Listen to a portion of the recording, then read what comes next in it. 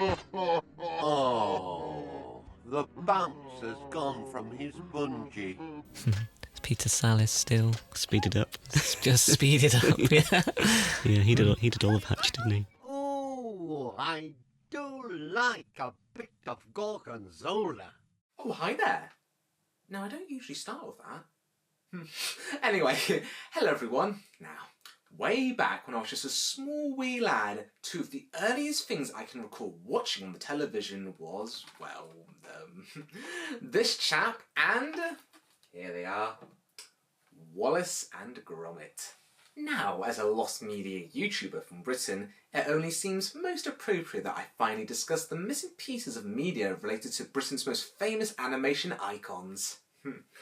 So, before we begin, if this sounds like your type of cup of tea and you want to see more videos just like this one, then please consider subscribing, as it would be humbly appreciated. And hopefully someday I can convince Mum and Dad that YouTube's a viable career. Hopefully, but one step at a time. Anyway, with the context out of the way, let's blast off.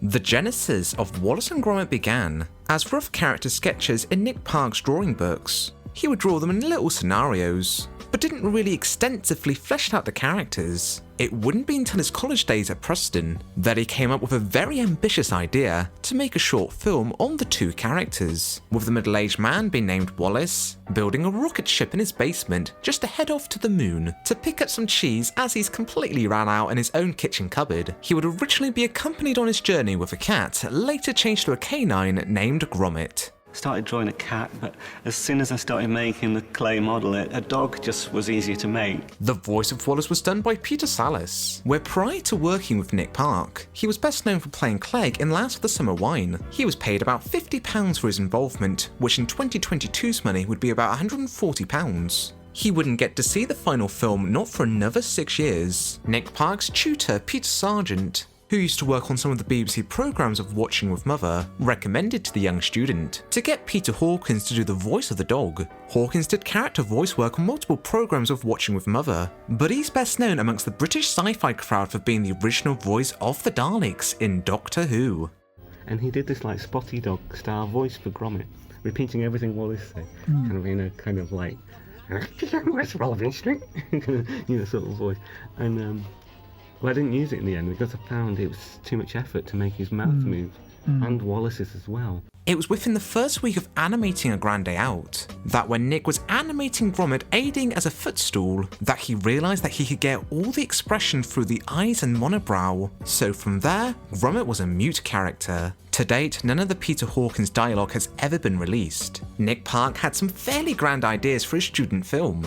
However, this project was taking a bit of time to put together. The Wallace and Gromit movie was still a long way off to be completed, as Nick spent a whole year animating a montage that was only a single paragraph in the script. So in the middle of 1989, he joined a Bristol stop-motion company that were just moving into a new studio named Aardman, and they asked Nick and the film school if they would like to move the Wallace and Gromit set to their headquarters, as from there they could provide the proper resources to get the movie done. Since starting the animation process back in 1982, Nick had only achieved making about roughly 10 minutes worth of footage. After being with Aardman for a little over a year, he had shown what he'd done so far to the Canada Film Board, and extensively explained as to what scenes was still missing. He pitched it to them as a 40-minute special, where when Wallace and Gromit get to the moon, there's like a fast food joint, filled with robots, alien creatures, just like the bar scene in Star Wars. And all of this would climax with a prison break scene. But one of the attendees told Nick that it was perhaps going to take him close to a decade to get this project done. So Nick, wanting the project to be done sooner rather than later, reformatted the whole second act of the film, cutting the runtime in half to 20 minutes and dropping nearly every element on the moon. The only character that was retained left from the original script was the parking meter robot, where in the final film he became the antagonist. While we do know certain plot points from the original Grand Day Out, but the full original script has never been released publicly, nor the full audio from Peter Sallis, where since he recorded the whole script way in advance when Nick was still in film school, this would have been the draft that he was reading off. So while there's definitely no footage, From the aliens or the prison, those deleted scenes may very well still exist in an audio format, through exclusively by Wallace's dialogue. After 1995 A Close Shave, it would be some years before we'd see further stop-motion adventures with Wallace and Gromit. But still leaving a huge mark on pop culture, the characters would still be represented in other forms of media. Take for example the Lenry Henry Christmas special of '95, where they did a special parody skit on the duo. The live action makeup for the characters was certainly quite interesting. What do you think, Gromit? But they would be far from the last distinctly designed costumes from Wallace and Gromit, as touring around Britain from 1997 to 1998 was the Wallace and Gromit stage show A Grand Night Out. The show featured the return of all the Wallace and Gromit characters from The Wrong Trousers and The Close Shave. The storyline featured Wallace inventing a brand new machine, a self-transformation stage platform, where it has the capability of transmitting radio waves. Where it's a kind of brainwashing technology where it's meant to help actors remember and learn their lines by making them stay in character on point. The duo demonstrates the new technology to the audience, putting on their own play where they both act as detectives, doing a classic Sherlock story, and Wendeling Ransbottom gets wrapped up into the play as well, playing as the widowed Lady Wensleydale, and Sean the Sheep is on standby adding in all the sound effects for the play, although sometimes he implements the wrong sound, leaving Wallace and Gromit to improvise a bit. However, Feathers McGraw, the penguin from The Wrong Trousers, has recently broken out of prison and attempts to utilise the machine to brainwash Wendelin for her to kill Wallace and Gromit. Whoa, the Wallace and Gromit franchise was certainly getting darker with their entries. Well, this wouldn't be the last time in the franchise where things would get disturbing. There are several photographs online, but there's no way to watch the show. Ever the sad nature of stage performances, as unless if you were actually physically there, there's no way to re-experience them. Stage shows were truly a one-time event. There are currently some lost media seekers out there that are trying to find if the show was ever filmed in any capacity. So let's hope that perhaps a professional recording was done for prosperity, or during its original run, one of the viewers secretly recorded it for their own personal use. At the very least of what we could hope for is maybe the original script or at least more information to come forward. There's been a Discord server that's been set up to search for the play, so if you want to get involved then I'll leave a link via the description down below. In the early 2000s, Wallace and Gromit did a cross-promotion with a Japanese company named Sumitomo Life, an insurance firm that offered customers some special gifts. The ad was available on the Sumitomo's official website, but after undergoing some revisions, the video is no longer available, and the Wayback Machine revealed little results. It was believed that the commercial was on a Japanese Shaun the Sheep DVD, although the DVD was fairly expensive, with the cheapest copy available $108. However, that would be until 2022, where an anonymous user emailed the Lost Media Wiki to hand over to them the commercial. They additionally gave over a Glitto advert of Wallace and Gromit that was previously only available in far lower quality.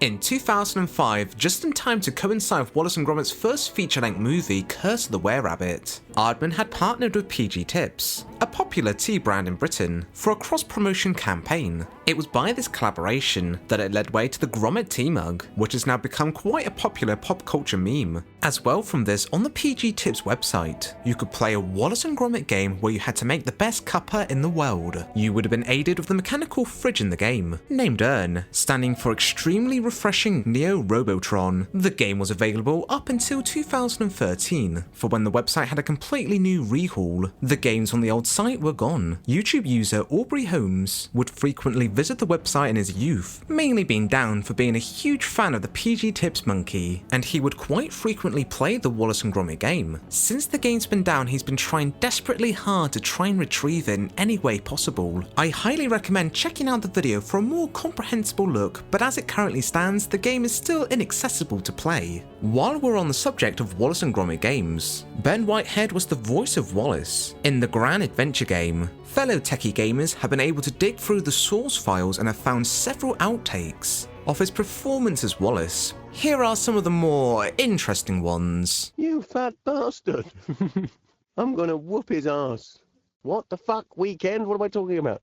Also, I didn't know where to put it, but on the making of the Were-Rabbit DVD, I noticed 2 unused shots, one being an alternative take and the other being a slightly extended scene.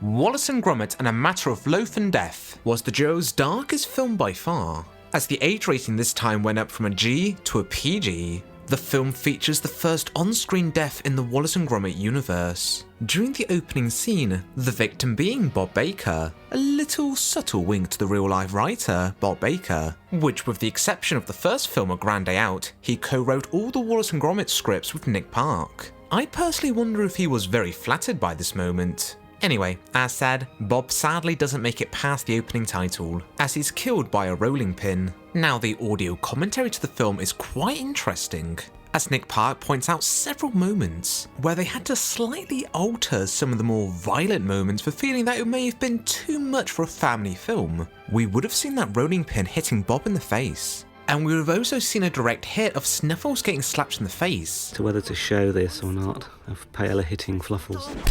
But change in the final cut to a cross dissolve. In the commentary, Nick Park doesn't exactly clarify if these were moments that were either storyboarded and only made it as far as that, or they were fully animated before being cut. Somebody after the first screening told me they thought Fluffles was committing suicide. Oh, by standing in front? Yeah, it had never occurred to me.